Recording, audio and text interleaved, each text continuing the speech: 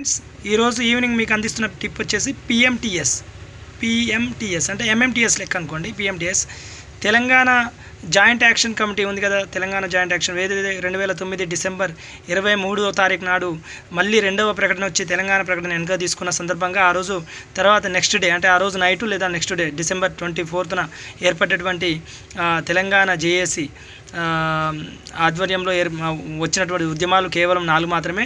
దాంట్లో మనకి ఇక్కడ కనిపిస్తున్నట్టు 1123 పైన 1123 ఉంది, కింద పిఎంటిఎస్ అనేది కదా. పి అంటే పల్లె పట్టాలపైకి, ఎం అంటే మిలియన్ మార్చు, టీ అంటే తెలంగాణ మార్చు, ఎస్ అంటే సడక్ బంధు.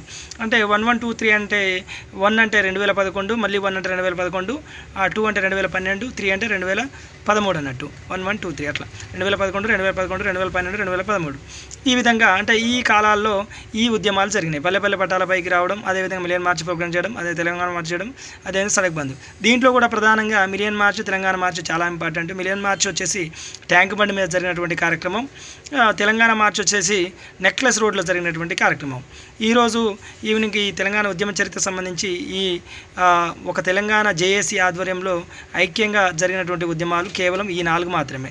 క్రింది అడగొచ్చు క్వశ్చన్ ఏ విధంగా ఉంటుందంటే, క్రింది వాటిలో తెలంగాణ జేఏసీ ఆధ్వర్యంలో సంయుక్తంగా నిర్వహించబడని కార్యక్రమం ఏది, లేదా నిర్వహించబడ్డ కార్యక్రమాలు ఏంది, ఏ మరియు బి సరైంది, ఈ విధంగా వాక్యాలు వచ్చే అవకాశం ఉంది. కాబట్టి మనకి ఈ పిఎంటిఎస్ అనే కోడ్ ఉపయోగపడుతుంది. అదేవిధంగా ఇక్కడ పిఎంటిఎస్లో పల్లె పట్టాలపైకి, మిలియన్ మార్చు, సడక్ బంద్ ఈ 3 మాత్రం మార్చిలో జరిగినాయి.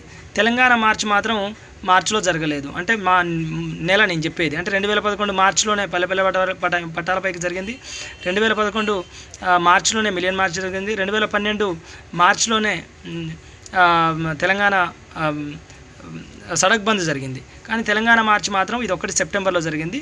ఇది అండి ఈ రోజుకు ఉన్నటువంటి టిప్. ఉంటా అండి. నా వీడియో నచ్చితే లైక్ చేయండి, నచ్చకపోతే డిస్లైక్ చేయండి. డిస్లైక్ను కూడా విమర్శనాత్మక కోణంలో తీసుకొని మంచి వీడియోలు అందించే ప్రయత్నం చేస్తా.